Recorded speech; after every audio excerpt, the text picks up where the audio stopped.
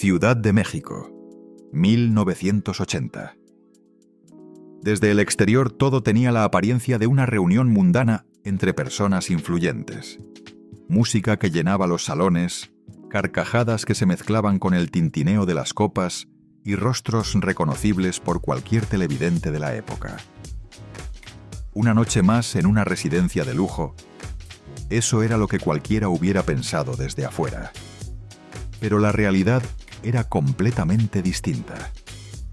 En el interior de esa mansión existía una discoteca construida como copia fiel del Estudio 54 de Nueva York, replicada hasta el último detalle.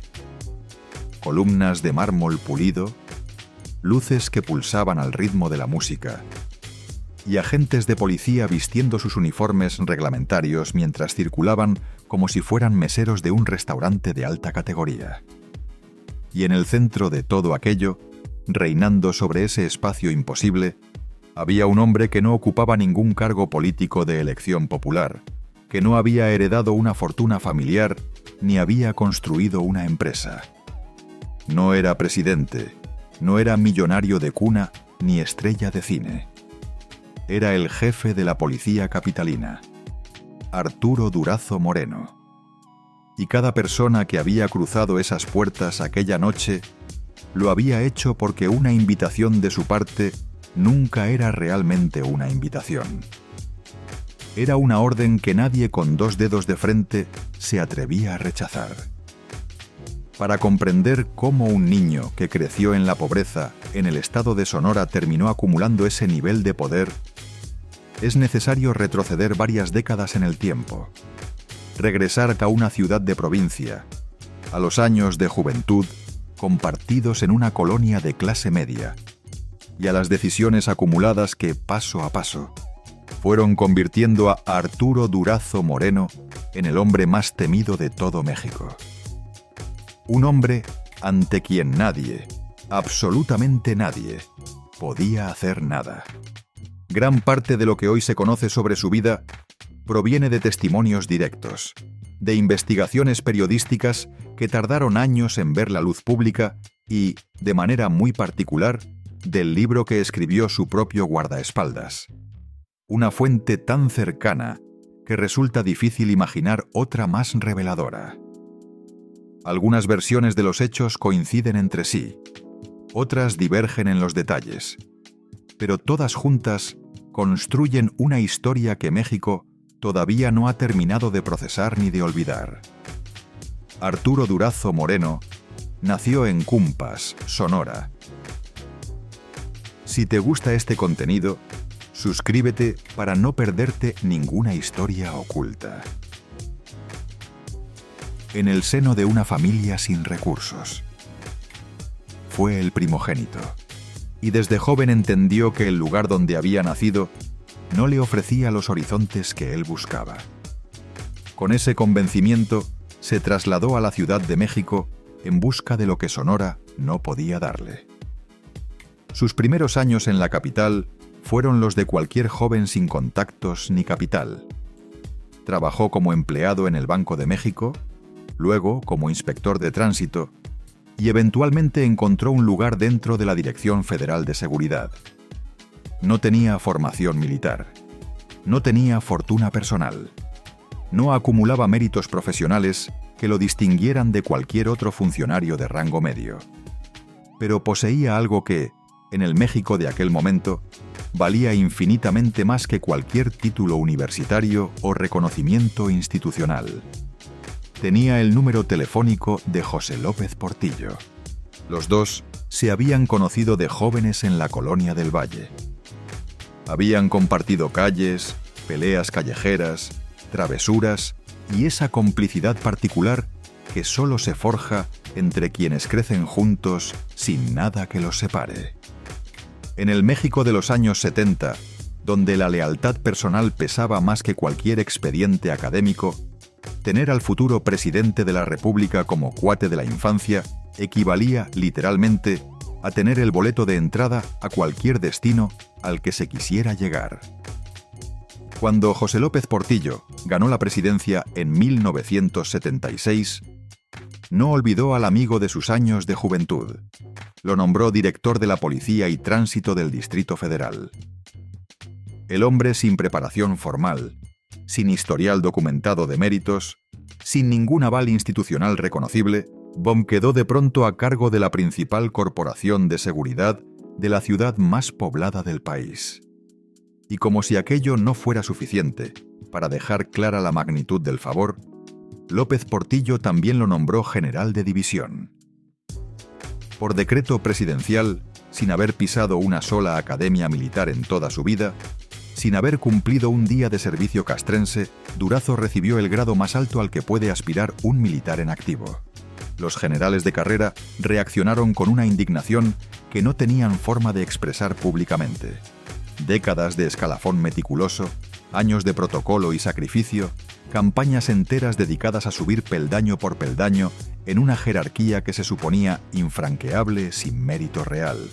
Y de un día para otro, el amigo del presidente amanecía con más estrellas en la gorra que cualquiera de ellos.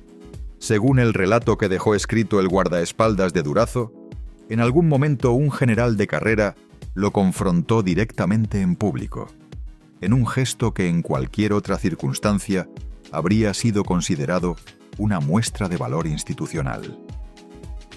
Al día siguiente, Durazo apareció con 5 estrellas, una más de las que ostentaba el día anterior. La respuesta no fue verbal, fue simbólica, fue brutal. Era una manera de dejar grabado en la memoria de todos que las reglas del juego habían cambiado y que él era quien las dictaba ahora. Con el cargo, el título honorífico y el respaldo explícito del hombre más poderoso del país, Durazo ya no necesitaba protección de nadie. Él mismo se había convertido en la protección.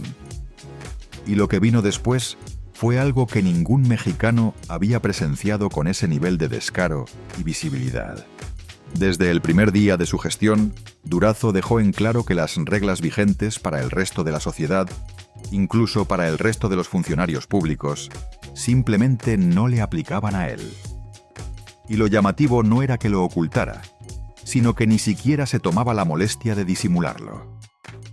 En una entrevista televisiva transmitida en 1982, cuando un periodista lo interrogó directamente sobre sus mansiones y sus posesiones difícilmente justificables con el sueldo de un servidor público, Durazo miró a la cámara con una calma que rozaba la insolencia y respondió que todo aquello era fruto de su trabajo honesto, de sus decisiones de inversión acertadas.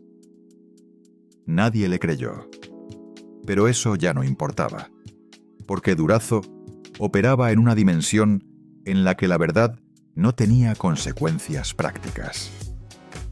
El peso de la verdad, cuando existe una protección suficiente, se vuelve irrelevante.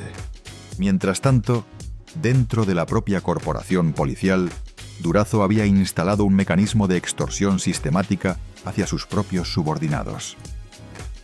Cada agente bajo su mando estaba obligado a pagar una cuota periódica para conservar su puesto, para recibir el equipamiento básico que supuestamente el Estado debía proveerle de manera gratuita, o simplemente para no ser trasladado a zonas de mayor peligro o menor conveniencia.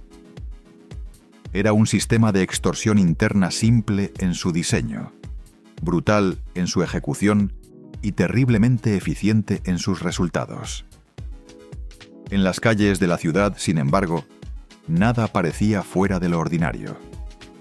Los patrulleros seguían recorriendo sus rutas.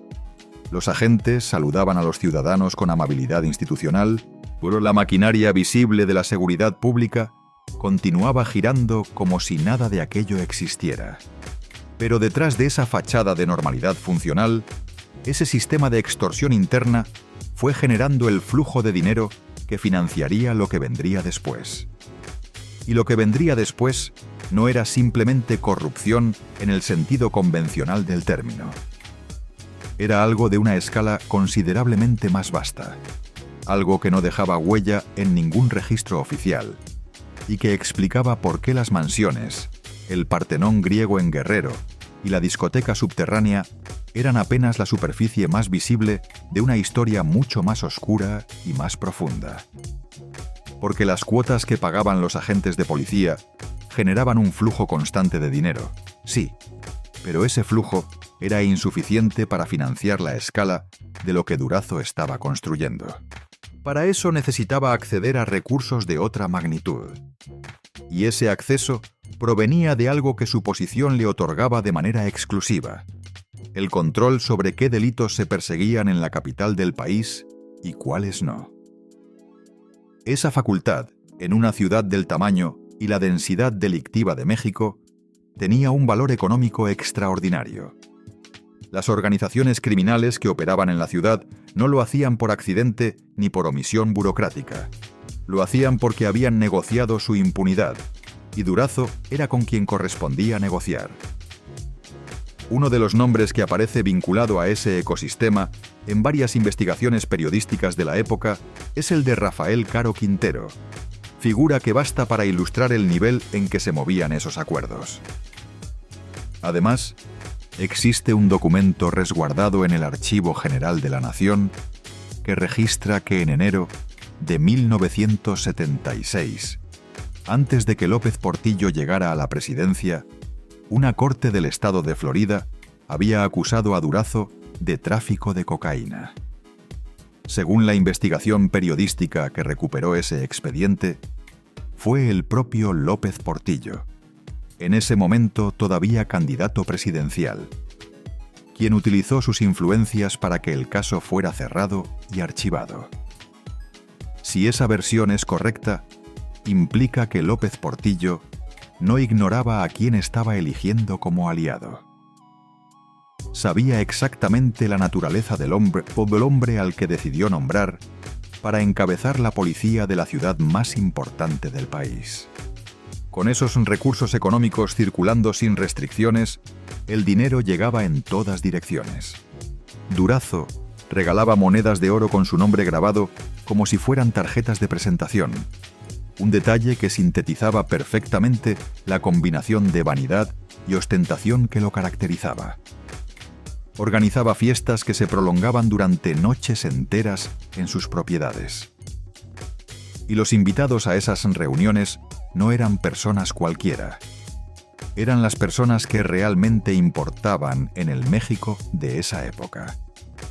Políticos en activo, empresarios de primer nivel, periodistas con influencia y artistas, muchos artistas.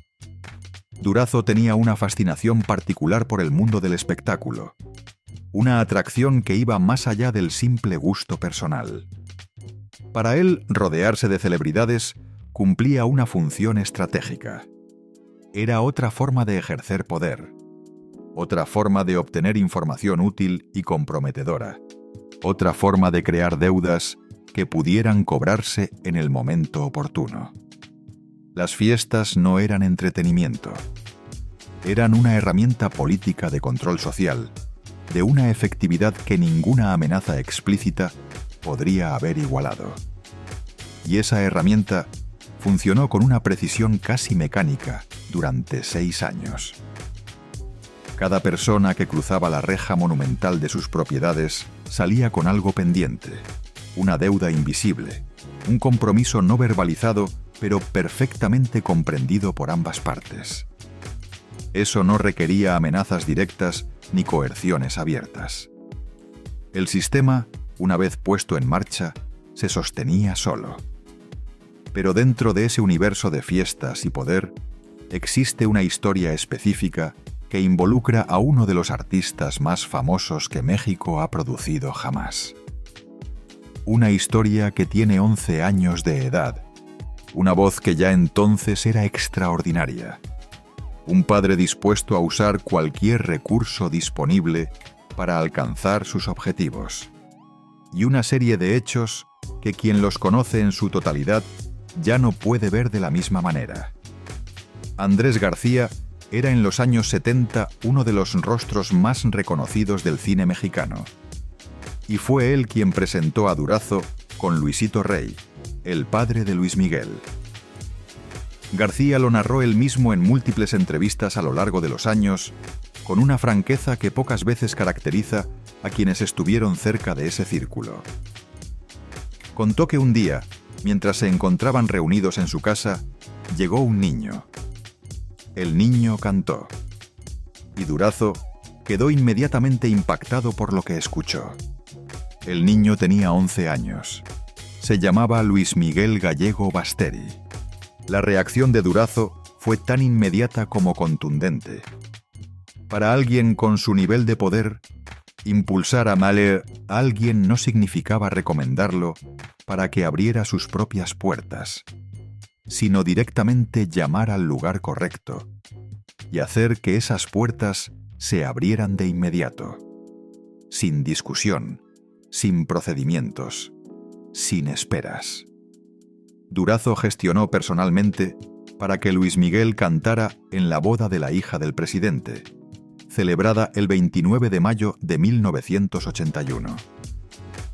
Fue una presentación ante la élite política y social del país, ante el círculo más cercano al poder real. Después de esa actuación memorable, consiguió que el niño apareciera en Siempre en Domingo, el programa de variedades televisivas más importante y de mayor audiencia de México en aquella época. Esa parte de la historia nadie la discute. El debut artístico de Luis Miguel, la plataforma que lo catapultó hacia una fama que eventualmente sería global, pasó de manera directa por la intervención del hombre más temido de México. Lo que sí genera debate, lo que los testimonios reconstruyen con distintos grados de precisión y distintas cargas emocionales, es la naturaleza exacta del intercambio que hizo posible ese favor. Porque Durazo no era conocido por hacer cosas de manera desinteresada, y Luisito Rey tampoco era conocido precisamente por los escrúpulos que ponía al elegir sus medios. Varios testimonios publicados a lo largo de los años, entre ellos el del tío paterno de Luis Miguel y el de personas que estuvieron cerca de la familia durante ese periodo, coinciden en versiones no confirmadas oficialmente. Que Luisito Rey habría utilizado a Marcela Basteri, la madre de Luis Miguel, como moneda de cambio en su relación con Durazo, que la llevaba a sus reuniones, que ella, según esas versiones, no asistía por voluntad propia. Es fundamental subrayar que hasta hoy no existe una declaración oficial que confirme estos hechos. Marcela Basteri desapareció en 1986 y su paradero nunca ha sido establecido con certeza. Andrés García habló sobre este tema con una directness que dejaba muy poco espacio para la ambigüedad interpretativa. Afirmó que Luisito Rey le había pedido a Durazo que se deshiciera de Marcela y que Durazo se había negado. La razón que García atribuyó a esa negativa fue que Durazo estaba enamorado de ella y llegó incluso a sostener que Sergio, el hermano menor de Luis Miguel, era hijo biológico de Durazo y no de Luisito. García también dijo que se abstenía de revelar lo que sabía sobre el paradero de Marcela por respeto a Luis Miguel y a la sensibilidad que el tema inevitablemente despertaba en él. Estas son versiones de alguien que afirmaba haber estado cerca de los hechos y tener conocimiento de primera mano. No son hechos establecidos judicialmente, pero tampoco pueden descartarse sin más, porque provienen de una fuente que tuvo acceso directo a ese entorno y que habló sobre el tema de manera reiterada y consistente a lo largo de los años. Luis Miguel y su familia no eran los únicos artistas que frecuentaban ese universo. Había otros nombres que la prensa de la época susurraba en sus conversaciones privadas, pero que nunca llegaban a publicarse por razones que cualquiera podía imaginar.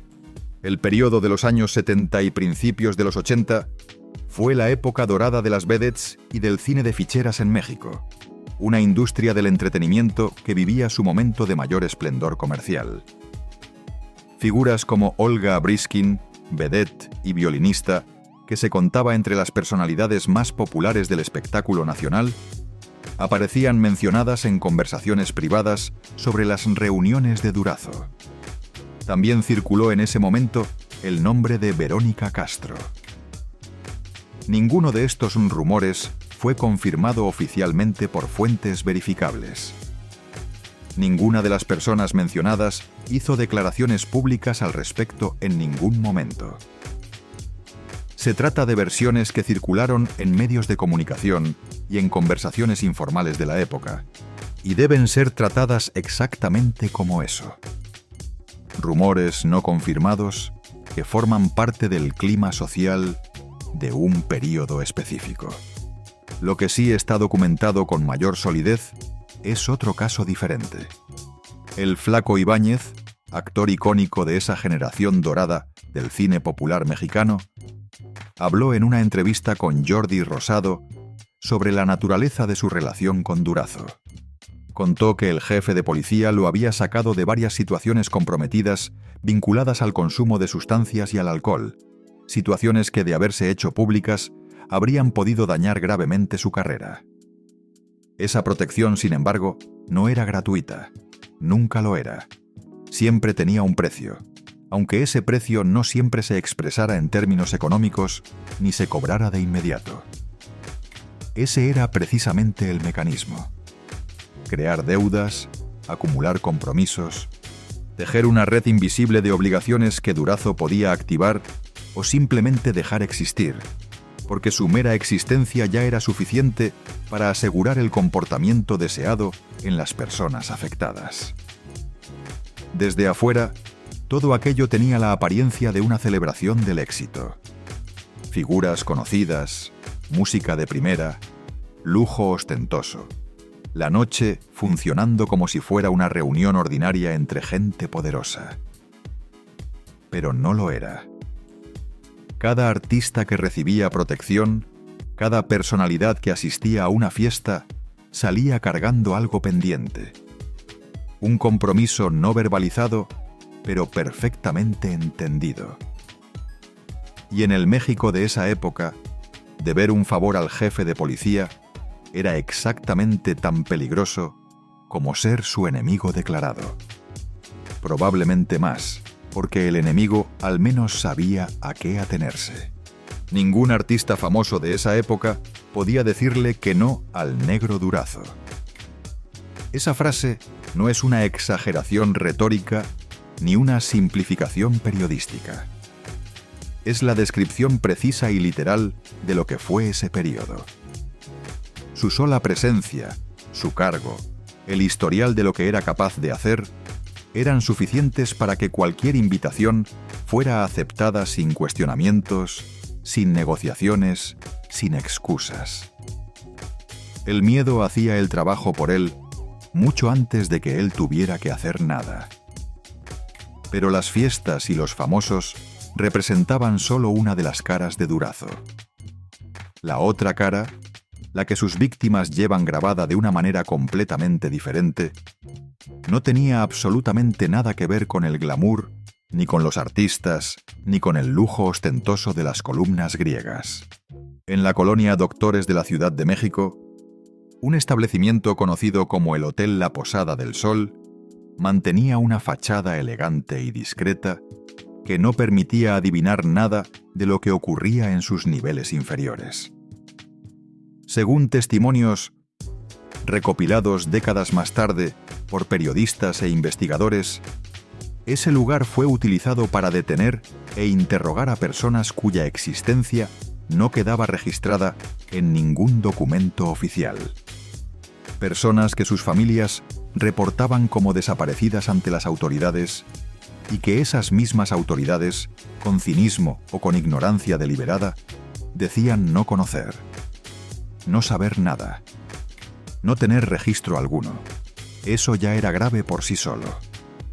Pero no era lo más grave que se documentó sobre la actuación de Durazo.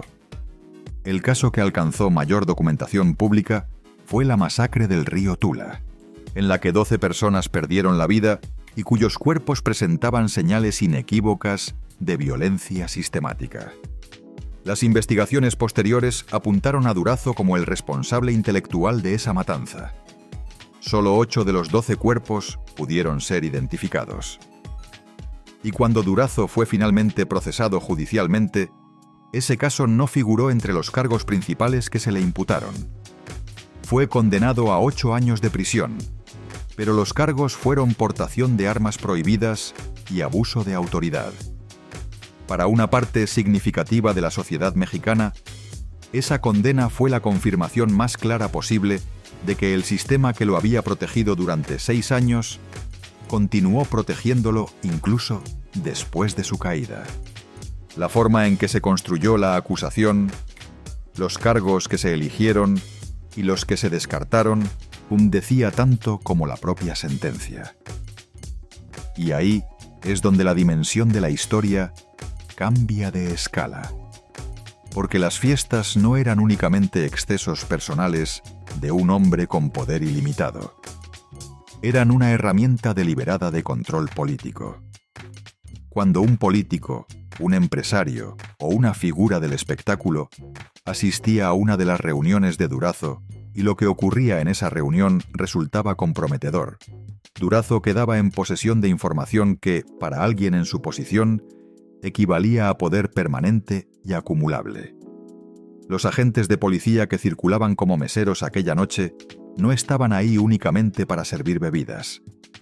Estaban ahí para ver, para escuchar, para recordar cada detalle. Durazo sabía quién había ido, qué había hecho dentro de esas paredes y con quién. Esa información nunca se activaba de manera obvia ni torpe. Simplemente existía, y su mera existencia era suficiente para garantizar lealtades, silenciar críticas y asegurar que ciertos nombres nunca aparecieran en los lugares equivocados. La esposa de Durazo, Silvia Garza, comunicaba a su manera el nivel de megalomanía que ese matrimonio había alcanzado en su momento de mayor inflación de poder.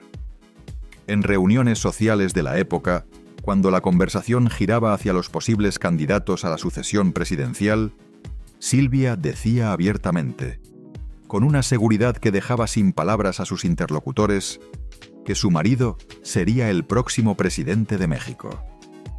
En una de esas ocasiones, alguien mencionó al entonces secretario Miguel de la Madrid como el candidato más favorecido. La respuesta de Silvia fue un insulto directo y sin matices, que dejó a los presentes en un silencio incómodo y duradero. Ese insulto tendría consecuencias. Miguel de la Madrid llegó efectivamente a la presidencia, y uno de los pilares retóricos centrales de su campaña fue el concepto de la renovación moral. Un discurso que prometía limpiar la corrupción acumulada durante el gobierno anterior.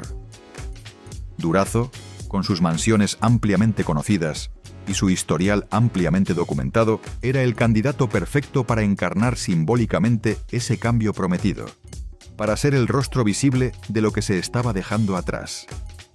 Cuando Durazo comprendió que la protección presidencial que lo había sostenido durante 6 años ya no estaba disponible, hizo lo único que le quedaba por hacer. Desapareció. Y lo hizo con suficiente anticipación como para que nadie pudiera detenerlo a tiempo. En 1982, al concluir el sexenio de López Portillo, Durazo salió de México con discreción y rapidez.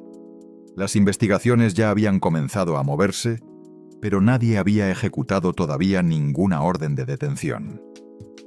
Vivió durante casi 2 años moviéndose entre distintos países, apoyándose en su extensa red de contactos y en el dinero que había acumulado durante su gestión. Hasta que el 1 de julio de 1984, mientras descendía de un avión en el Aeropuerto Internacional de San Juan, Puerto Rico, agentes del FBI lo estaban esperando al pie de la escalerilla. Fue extraditado a México, procesado y condenado a 8 años de prisión. En 1992 fue liberado de manera anticipada, alegando buena conducta y razones de salud. El cáncer de colon que lo acompañaría hasta el final de su vida ya se había instalado. Salió del reclusorio y vivió 8 años más en una discreción que contrastaba de manera brutal con los años de omnipotencia y ostentación. El 5 de agosto del año 2000 murió en Acapulco. La noticia pasó casi sin cobertura mediática. el hombre que durante 6 años había sido imposible de ignorar, murió con la discreción involuntaria de quien ya no tiene nada que vender ni nadie que tenga razón suficiente para temerle. Pero hay alguien que sí habló mientras Durazo todavía vivía. Alguien que lo sabía absolutamente todo, porque había estado presente en absolutamente todo, y que esperó el momento preciso para contarlo. José González González fue el jefe de la escolta personal de Durazo durante años. Estuvo con él en las fiestas y en las reuniones más privadas. Lo vio tomar decisiones que jamás quedaron registradas en ningún documento oficial. Kumi escuchó conversaciones que ninguna persona ajena al círculo más íntimo del poder debería haber tenido acceso a escuchar. Y cuando Durazo cayó, González González tomó una decisión que en los círculos del poder político mexicano de aquella época era considerada la traición más grave posible. Escribió un libro y contó todo lo que sabía. Lo negro del negro Durazo se publicó en 1983 y fue un fenómeno editorial inmediato y arrollador. México lo devoró con una voracidad que reflejaba años de intuición popular finalmente confirmada por alguien con conocimiento directo. En una época en la que la prensa había funcionado durante años bajo una subordinación al poder que la hacía poco más que un aparato de legitimación, ese libro era la primera vez que alguien con información de primera mano contaba lo que había ocurrido realmente dentro de ese sistema. El sistema de extorsión interna de la corporación policial, las fiestas y sus mecanismos de control social, los casos de personas detenidas en lugares clandestinos, las relaciones con la delincuencia organizada, el nivel de lujo obsceno financiado con recursos públicos y con el dinero del crimen. Todo estaba ahí, narrado con el detalle que solo puede proporcionar alguien que estuvo presente. El libro fue tan impactante en su momento que en 1987 fue adaptado al cine. Generó además un documental de largo aliento y desató una serie de reacciones culturales que pocos escándalos de corrupción han logrado igualar. La Sonora Dinamita le compuso una cumbia que se volvió popular en todo el país. El Tri lo referenció en una canción de rock. Botellita de Jerez hizo lo mismo. Durazo se convirtió en un símbolo cultural, aunque no de orgullo, sino de todo lo que estaba estructuralmente mal en el sistema político mexicano. Un símbolo que la cultura popular absorbió a su manera, como siempre ha absorbido las cosas que son demasiado grandes para ser procesadas de otra forma. González González describió a Durazo como un hombre violento en su temperamento, prepotente en su trato y desprovisto de escrúpulos en sus decisiones. Su origen humilde, que podría haber generado empatía hacia los que menos tienen, había producido exactamente el efecto contrario. Una necesidad compulsiva de demostrar en todo momento que ya no era pobre, que podía comprar cualquier cosa que deseara, que ninguna regla lo limitaba. El Partenón de Zihuatanejo no era simplemente una propiedad extravagante, era una declaración de identidad. Hay un detalle que ilustra con precisión esa psicología. Durazo nunca mencionaba el lugar exacto donde había nacido. Intentaba sistemáticamente esconder su origen.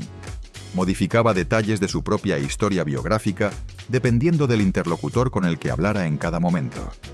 Como si Cumpas, Sonora, fuera algo de lo que había que avergonzarse.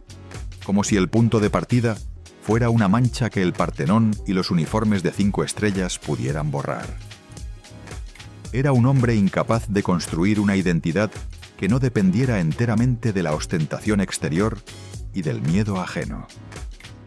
Atrapado para siempre entre lo que había sido y lo que desesperadamente quería parecer. El libro de González González destruyó lo que quedaba de la imagen pública de Durazo, pero también abrió una pregunta mucho más incómoda que la propia conducta del protagonista. Una pregunta que México sabía pero no se decía en voz alta en los espacios públicos. Durazo pudo hacer lo que hizo durante 6 años, no solo porque López Portillo era su amigo personal, sino porque el sistema político mexicano de esa época estaba estructuralmente diseñado para que alguien como él fuera posible. La prensa subordinada al poder por necesidad económica o por conveniencia política. La justicia funcionando como extensión de la voluntad del Ejecutivo. La policía operando como herramienta personal de quien la encabezara. La delincuencia organizada integrada de facto como socio del Estado en los territorios donde el Estado prefería no hacer presencia directa. Ninguna de esas condiciones las inventó Durazo. Una de ellas fue su creación original. Él simplemente las aprovechó con un descaro y una escala que no tenían precedente conocido en la historia reciente del país. Cuando Durazo fue procesado, el gobierno de la Madrid lo presentó públicamente como la prueba más contundente de que el sistema se había renovado, de que el pasado quedaba atrás. Pero los mecanismos que habían hecho posible a Durazo no desaparecieron con su detención ni con su condena. Continuaron funcionando con menor ostentación, con mayor discreción y con mejores cuidados para no dejar rastros tan evidentes. Pero continuaron. Y eso es lo que convierte la historia de Durazo en algo más significativo que la historia de un hombre individualmente corrupto. Es la historia de un sistema que lo produjo, que lo toleró mientras le fue útil y que solo lo sacrificó cuando ya no pudo administrar el costo político de mantenerlo. La serie biográfica de Luis Miguel, estrenada en 2018, le dio a Durazo una nueva generación de espectadores. Millones de personas que no habían nacido durante su época de poder lo conocieron a través de esa producción televisiva y comenzaron a buscar información sobre quién había sido realmente el personaje. Lo que encontraron era considerablemente más complejo y más oscuro de lo que cualquier ficción mostraba. Eso ocurre invariablemente cuando los personajes históricos se convierten en material de ficción. La ficción simplifica para que la narrativa funcione. La realidad no simplifica nunca. Las preguntas que Durazo dejó sin responder son las que más pesan con el paso del tiempo. El paradero de Marcela Basteri, el número real de víctimas de su gestión, el dinero que nunca se recuperó y el Partenón que sigue en pie en Zihuatanejo, deteriorándose lentamente como el único monumento tangible que quedó de todo aquello. En 2019, la Suprema Corte de Justicia de la Nación cerró definitivamente el litigio sobre el Partenón. Los herederos de Durazo habían intentado recuperarlo judicialmente en varias ocasiones a lo largo de los años. La Corte determinó que la propiedad quedaba bajo la jurisdicción del Estado de Guerrero. Hubo proyectos para convertirla en un centro cultural de uso público. Ninguno llegó a concretarse en su totalidad. Hoy funciona como una atracción turística informal, un lugar al que la gente acude para ver con sus propios ojos lo que un hombre pudo construir cuando el poder no tenía límite ni vigilancia efectiva. Las 42 columnas griegas resisten el paso del tiempo con mayor solidez que muchas estructuras construidas con recursos infinitamente más honestos. Los murales de dioses griegos se desvanecen lentamente en las paredes húmedas. La piscina lleva años sin agua. La discoteca, que en su momento replicaba el Estudio 54, lleva décadas en un silencio absoluto. Y los turistas que llegan no saben exactamente cómo procesar lo que tienen frente a sus ojos, porque ese lugar es al mismo tiempo extrañamente bello y profundamente perturbador. Esa ambigüedad es también parte de lo que explica por qué México recuerda al negro Durazo con esa mezcla tan particular de indignación genuina y fascinación que ningún otro funcionario corrupto de esa época logró generar. La Sonora Dinamita le compuso una cumbia. El Tri le dedicó una canción. Botellita de Jerez lo inmortalizó en su propio registro musical. Eso no le ocurrió a ningún otro funcionario corrupto de aquella generación. Le ocurrió a Durazo porque su historia era tan exagerada en su escala, tan absurda en su descaro, tan cinematográfica en su construcción, que resultaba casi irreal. Un Partenón griego en Guerrero, levantado literalmente con el trabajo forzado de policías. Una discoteca réplica del Estudio 54 en el sótano. Leones viviendo en el jardín.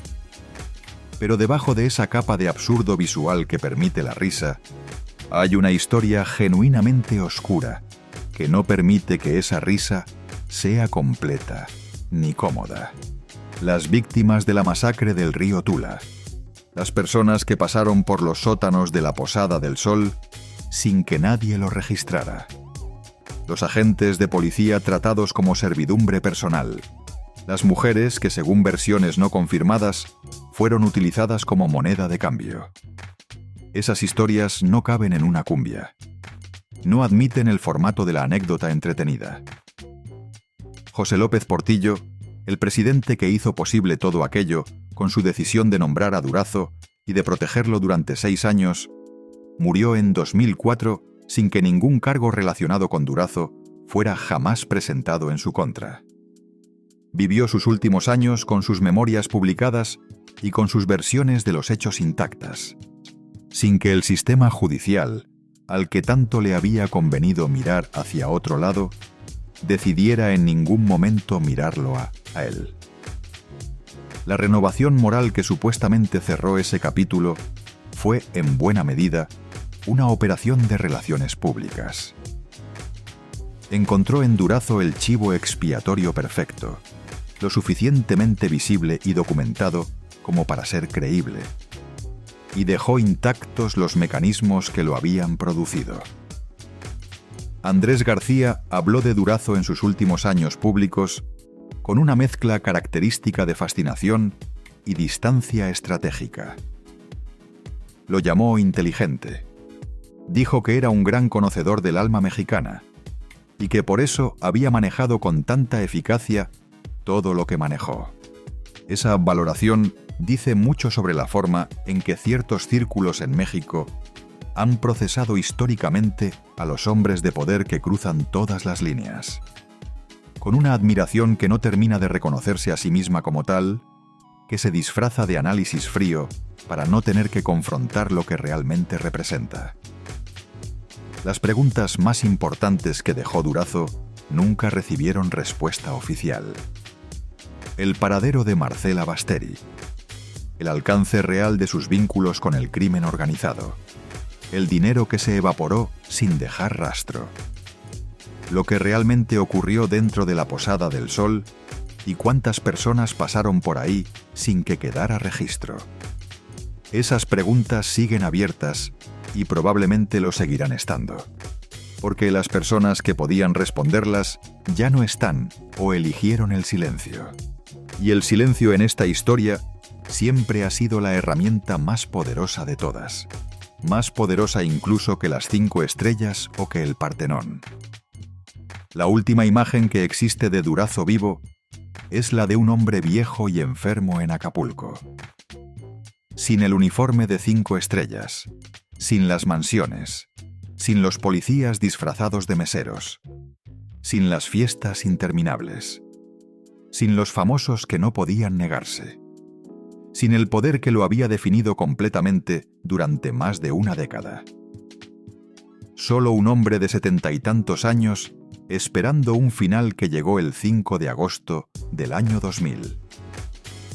El poder de Durazo nunca le perteneció verdaderamente. Era prestado, y cuando se lo devolvieron, no quedó nada. Ese es quizá el detalle más revelador de toda su historia. El poder prestado siempre se devuelve, tarde o temprano, con o sin la voluntad de quien lo tiene. Lo que sí quedó fue el Partenón, las canciones, el libro de su guardaespaldas, las preguntas sin respuesta sobre Marcela Basteri, la carrera de Luis Miguel, que comenzó en una fiesta de ese hombre cuando el cantante tenía 11 años, y la memoria de un México que aprendió de la manera más dolorosa lo que ocurre cuando alguien acumula demasiado poder y nadie en el sistema está en condiciones o en disposición de decirle que no. El Partenón sigue ahí, no como símbolo de grandeza ni de éxito, sino como un recordatorio físico y concreto de lo que ocurre cuando el poder no tiene límites reales y nadie puede o quiere decir que no. Hay una pregunta que vale la pena hacerse al cerrar esta historia. ¿Por qué México no olvida al negro Durazo? Han pasado décadas. Existen casos de corrupción más recientes, mejor documentados, más grandes en escala económica. Y sin embargo, Durazo sigue siendo el nombre que emerge con mayor naturalidad cuando alguien quiere hablar de impunidad estructural, de poder sin límites, de lo que puede ocurrir cuando un sistema decide mirar hacia otro lado de manera sistemática y sostenida. La respuesta tiene que ver con algo que él representó, con una claridad que muy pocas figuras han podido igualar: la distancia entre lo que se dice y lo que se hace, entre la imagen pública construida con cuidado y la realidad privada que se oculta detrás de ella, entre el uniforme que promete proteger a la sociedad y la mano que extorsiona a esa misma sociedad en privado. Durazo no inventó esa distancia, pero la llevó a un extremo tan visible, tan documentado, tan imposible de ignorar o de negar, que se convirtió en el símbolo definitivo de ella. La historia de Durazo le dice a México algo más incómodo que la simple historia de un hombre corrupto.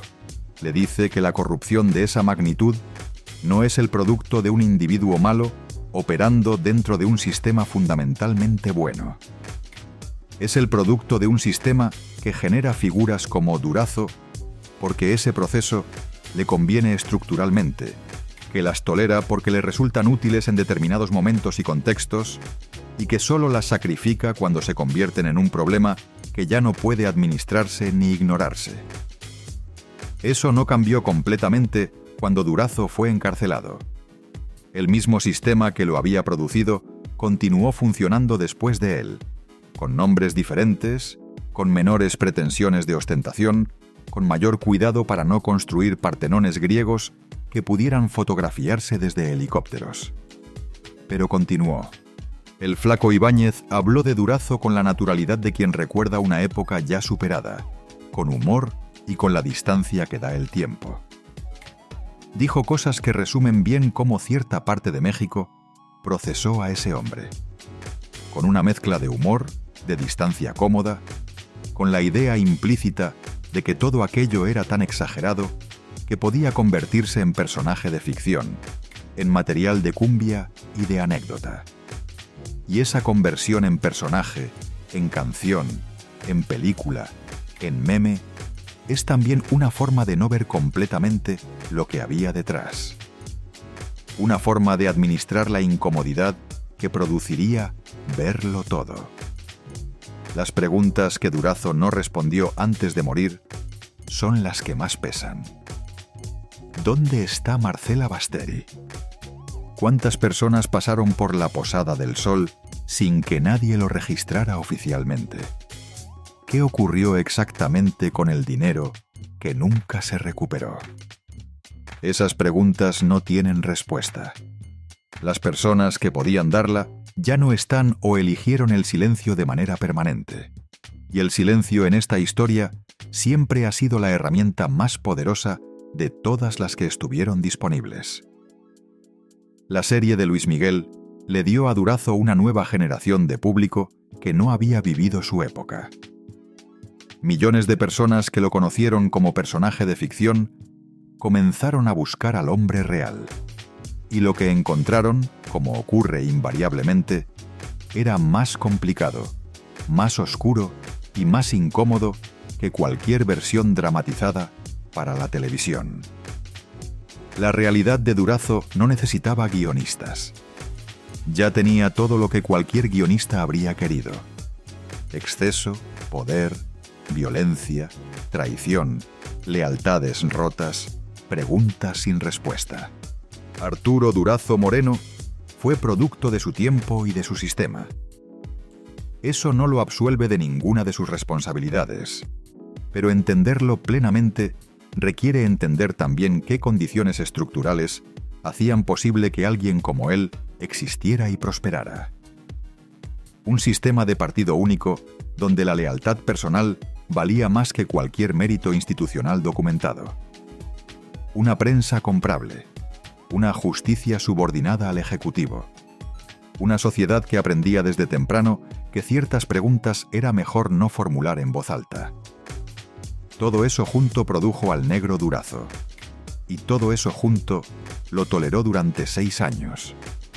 El poder prestado siempre se devuelve. Durazo lo devolvió en 1982, cuando el presidente que se lo había conferido terminó su mandato y el siguiente ocupante de Los Pinos determinó que ya no era conveniente mantenerlo.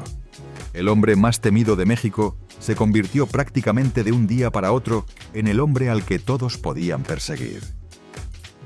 Eso también forma parte de la historia, y es quizá la lección más elemental que contiene. El poder que depende completamente de otra persona nunca es verdaderamente tuyo. Es prestado. Y los préstamos, más tarde o más temprano, se cobran. Si algún día visitas el Partenón de Zihuatanejo y caminas entre sus columnas griegas, entre sus murales desvanecidos y sus salones vacíos y silenciosos, detente un momento a pensar en lo que costó construirlo. No en pesos ni en dólares. En algo que no tiene precio y que ninguna de las personas que estuvieron ahí pidió pagar. El Partenón sigue en pie, no como símbolo de grandeza, sino como recordatorio permanente y concreto de lo que ocurre cuando el poder no tiene límite, y nadie puede decir que no. Pero hay algo más incómodo en todo esto. Cuando una historia como esta se convierte en serie televisiva, en canción popular o en anécdota repetida hasta el cansancio, corre el riesgo de volverse lejana, de sentirse como algo que ya pasó definitivamente, como si perteneciera a otro México que ya no existe. Y esa es quizá la ilusión más peligrosa de todas. Porque las estructuras que hicieron posible a Durazo no desaparecen de un día para otro. Cambian de forma, se adaptan, se vuelven menos visibles y más discretas, más cuidadosas en no dejar rastros tan evidentes. Pero siguen ahí, operando en silencio, sosteniéndose en las mismas dinámicas de poder, lealtad y silencio que durante décadas definieron la vida pública del país. Y es ahí donde esta historia deja de ser solo pasado. Porque no habla únicamente de un hombre ni de una época específica. Habla de algo más profundo, de los mecanismos que permiten que ciertas figuras acumulen poder sin límites, y de lo que ocurre cuando nadie está en posición de cuestionarlo. Porque lo que se entendería con el paso del tiempo es que Durazo no fue una excepción dentro de un sistema que funcionaba bien. Fue una consecuencia de un sistema que funcionaba exactamente como estaba diseñado para funcionar. El Partenón, las fiestas, los uniformes convertidos en servidumbre doméstica, los favores que nunca se olvidaban, todo eso fue visible. Pero lo verdaderamente importante siempre fue lo invisible. Las decisiones que no quedaron registradas en ningún expediente. Las conversaciones que nunca se hicieron públicas. Las redes que siguieron funcionando incluso después de que él ya no estaba. Y quizá por eso su historia sigue generando esa mezcla extraña de fascinación e incomodidad. porque obliga a mirar algo que normalmente se prefiere evitar. Obliga a preguntarse no solo cómo fue posible, sino cuántas veces más ha sido posible sin que se note de la misma manera. Y lo que permanece sin respuesta es si realmente se aprendió algo de todo aquello. Porque al final, más allá del personaje, más allá del escándalo, más allá del mito que se construyó alrededor de su nombre, lo que permanece es la advertencia. Una advertencia que no está escrita en ningún documento oficial, pero que sigue presente para quien quiera verla. Si esta historia te hizo ver las cosas de otra manera, suscríbete al canal y activa la campanita, porque todavía hay muchas historias que no se han contado completas. Déjame en los comentarios qué otro personaje o caso te gustaría que investiguemos y comparte este video con alguien a quien también le interese entender lo que hay detrás de estas historias.